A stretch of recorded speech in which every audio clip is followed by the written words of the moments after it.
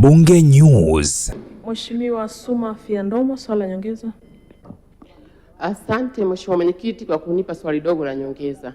Ninaishukuru sana serikali kwa kutupatia fedha ya kujenga daraja la Mafulasopo lililopo Tukuyu mjini, wilaya ya Rungwe. Daraja hilo ni la muhimu sana, linaunganisha kata tatu, kata ya Ibigi, Buriaga na Bagamoyo.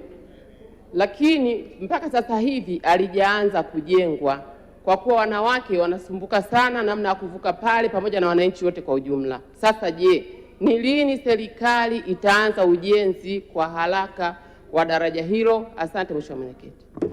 Majibu Mheshimiwa Naibu Waziri. Mheshimiwa Mwenyekiti, naomba nitumie nafasi hii nimpongeze dada yangu Mheshimiwa Suma Fiandomo, mbunge wa viti maalum mkoa wa Mbeya, kwa ufuatiliaji wake wa karibu sana kuhusiana na ustawi wa wananchi wa mkoa wa Mbeya na Tanzania kwa ujumla.